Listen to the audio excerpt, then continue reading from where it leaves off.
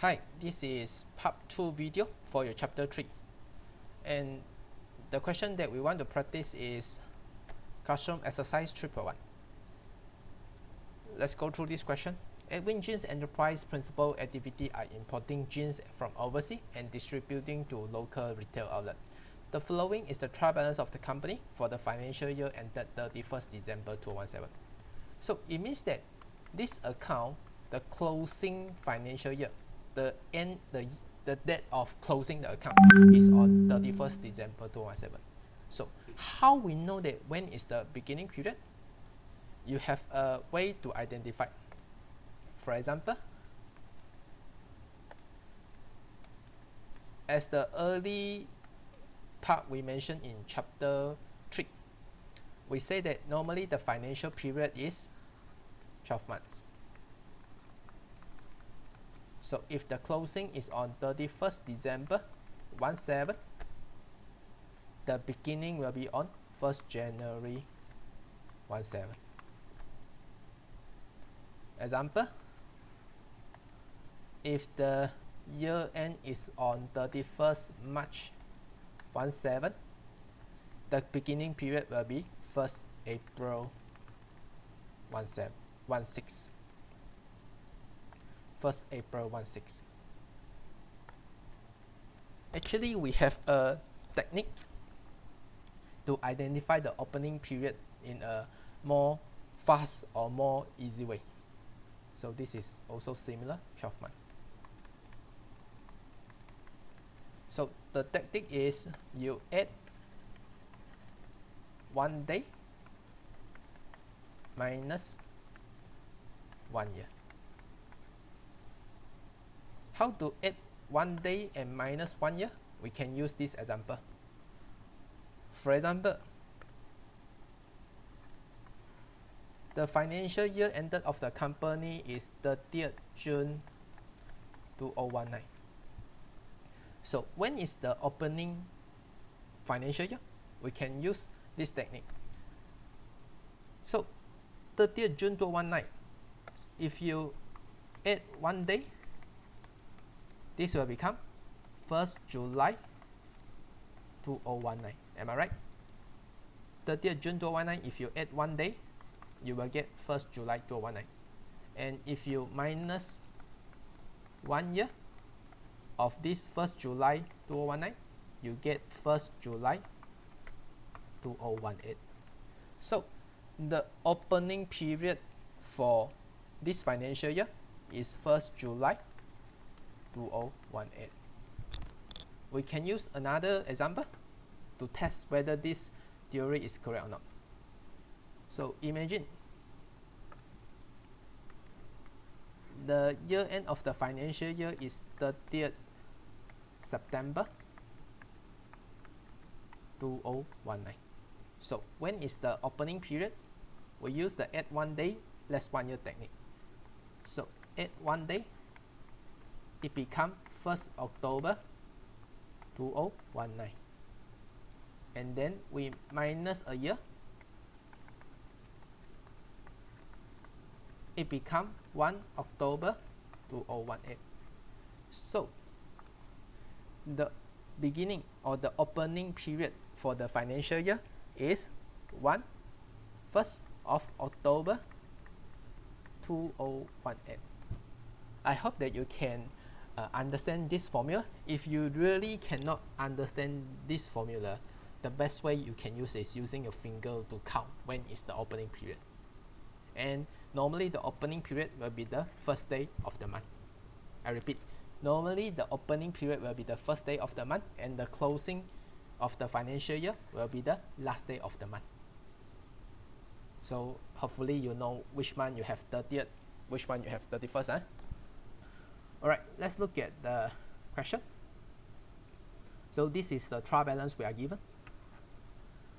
The value of inventory as at 31st December 2017 is 40,000. So the requirement is we have to prepare trial balance for 31st December 2017. Which two financial statements we are required to prepare? We are required to prepare income statement and statement of financial position. So for for a better presentation, I will use Excel to present my answer, because when we write in the PDF, the writing is not so nice. Right. So for income statement and statement of financial position question, you are given a trial balance. So when you get trial balance, what are the things that you have to do?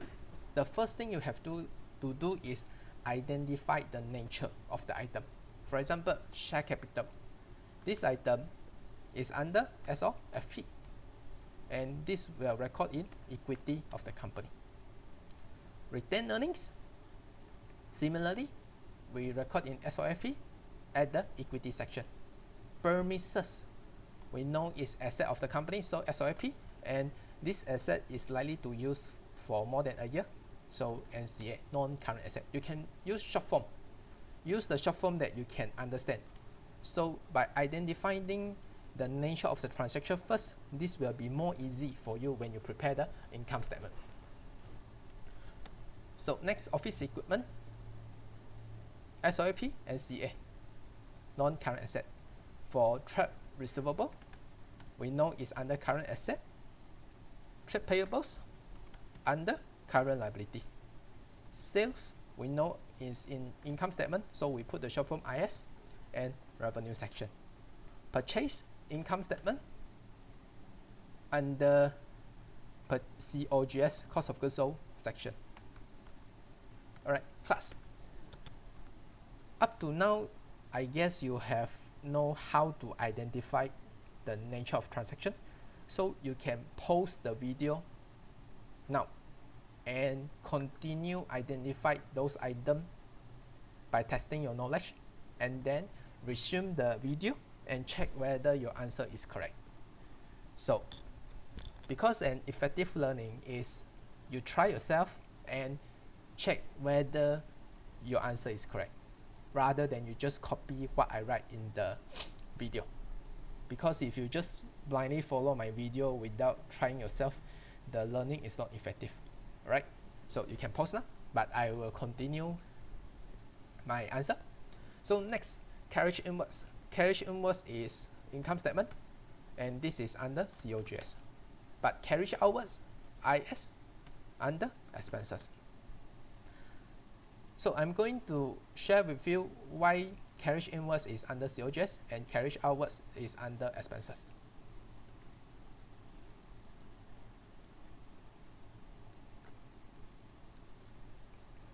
So the first one is carriage outwards. We use inward first. Carriage inwards. So carriage inwards. So what is carriage inwards? This is the transport fee to receive the product from who? Supplier. On the other hand, carriage outwards,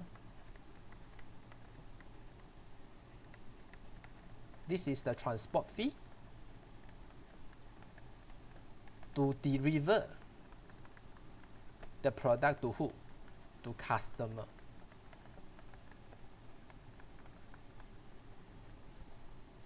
So we can say that carriage inwards is more related to what? Bring in the product to the company. That's why we say inwards, right? So this is under COGS. Cost of goods sold. The cost to bring in the asset we classify as carriage inwards. However, when you deliver the transport fee for the deliver of product to your customer, this is more on expenses of the company. Why? Because this is the amount that you paid to maintain the operation of the company. So it's expenses. In short, carriage inward, COGS. Carriage outwards, expenses. Next, custom duty. We know this is under COGS, cost to bring the product. Return inwards and outwards. Return inwards is under revenue, but it's a minus. And return outward is under COGS. Let me explain this to you.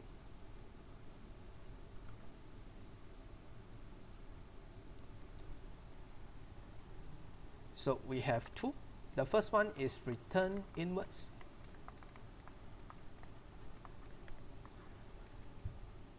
So return inward means that the product from outside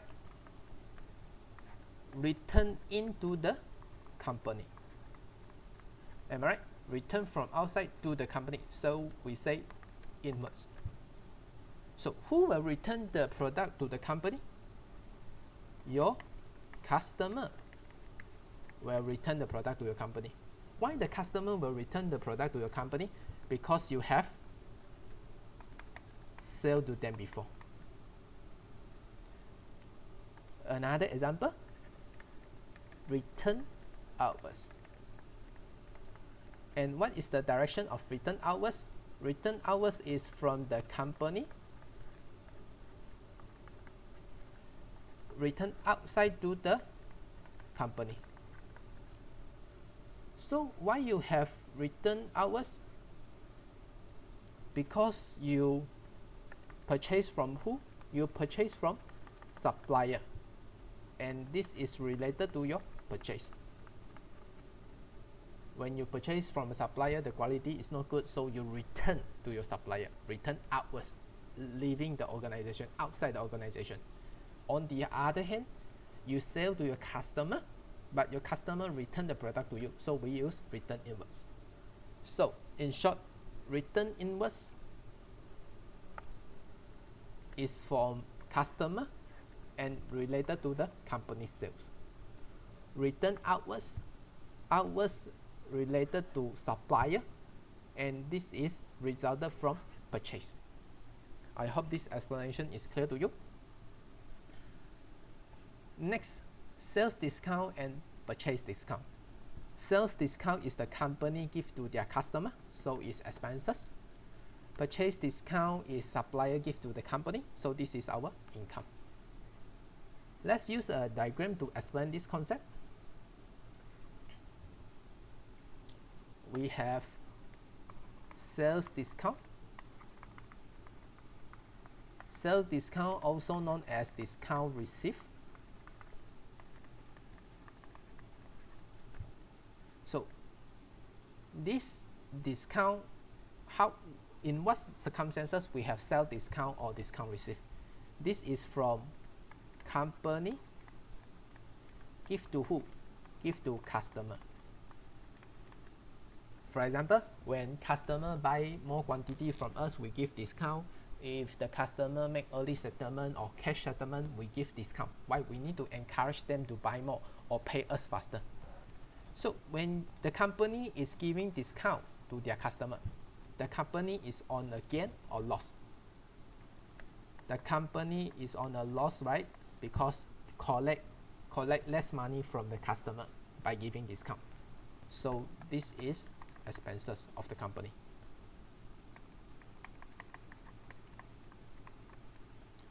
On the other hand, we have purchase discount. Okay, sorry, I think here got some mistake. This should be discount allowed. Sorry for the wrong writing. Another one is discount, purchase discount, also known as discount received, because you receive from your supplier. Sell discount, we allow the discount to our customer. And for purchase discount or discount allowed, this is supplier give to company. Why the supplier want to give discount to the company? Perhaps the company buy more quantity from the supplier or make early settlement to the supplier. So the supplier want to encourage the company buy more or pay early. So tell me, in a purchase discount or discount received situation, the company is making a gain or making a loss? The answer is the company is making a gain. Why making a gain? Because the company pay less to the supplier when receiving discount. So this is income of the company. In short, sales discount or discount allowed, the company making loss because collect less money, so it's an expenses.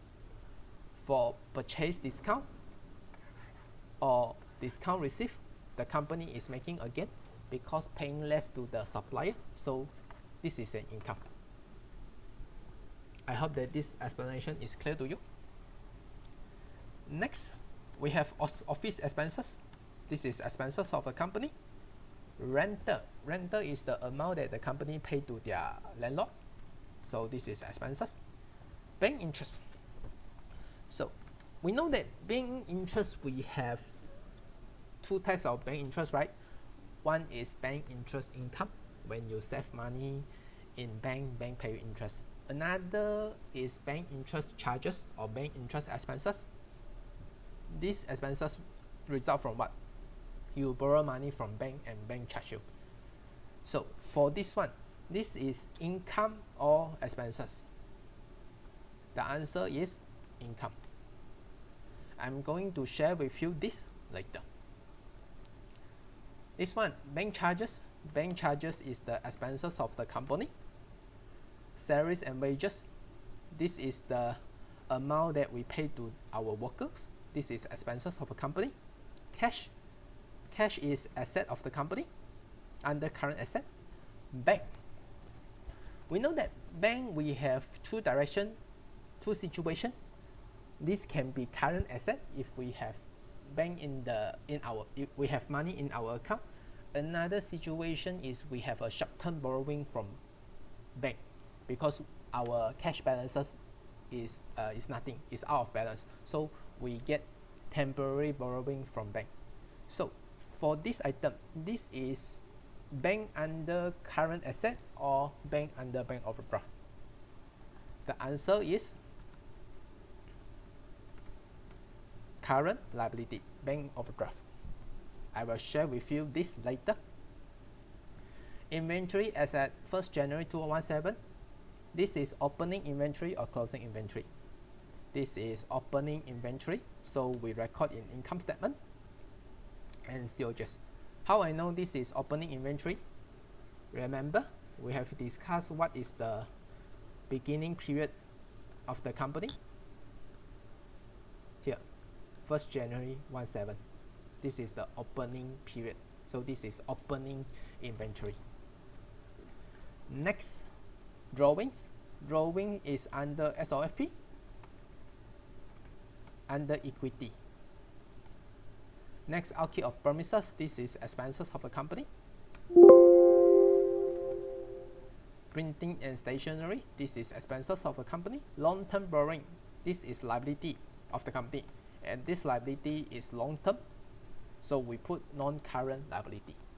It means that we are not going to pay within a year. So we have done the identification of the trial balance. So next section, I'm going to show you this, how I know this is bank interest income and this is bank overdraft.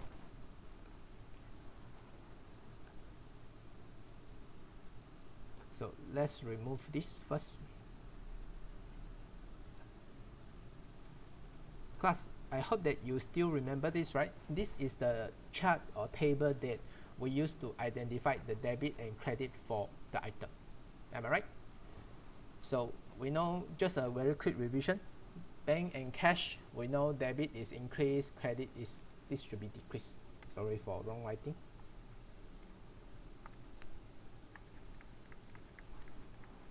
And revenue, credit increase, debit decrease.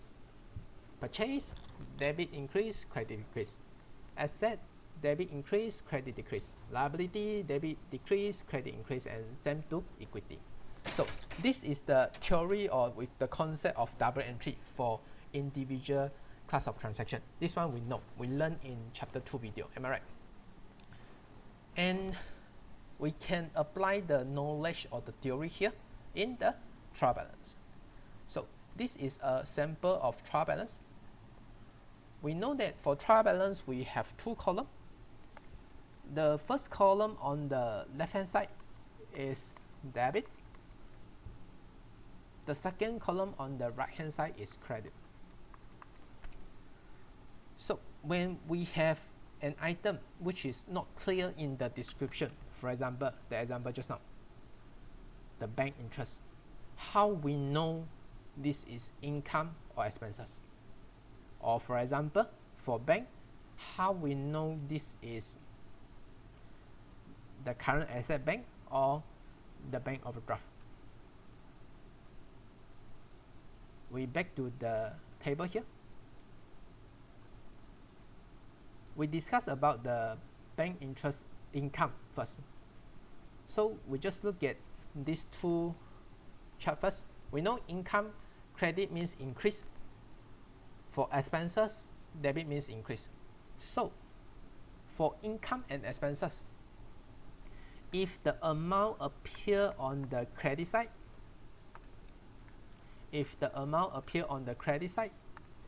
this is what? Income. Why?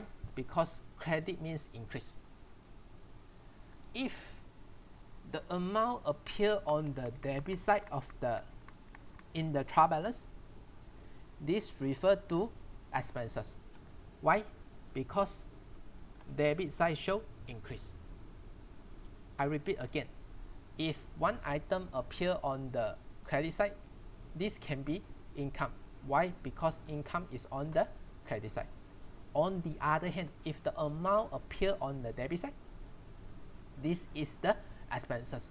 Why? Because expenses is on the debit side. Next example is for bank, right? Bank. We know this bank is on the credit entry. So what is the nature for this bank? This is either asset or liability. Let's back to here. We just look at asset and liability. Asset debit means increase. Liability credit means increase. So by using this theory in the trial balance here, liability is on the credit and asset is on the debit in your trial balance. So back to the example here, 3.1. The balance is shown on the credit side. So this is liability. Bank interest, this amount shown in the credit side. So this is income. So you may ask the question, sir, can I just say that bank interest is liability also because it's on the credit side? No. The first thing you have to identify is whether this item is under income statement or SOFP. Because income statement is related to your income and your expenses. And for SOFP, this related to your asset and your liability.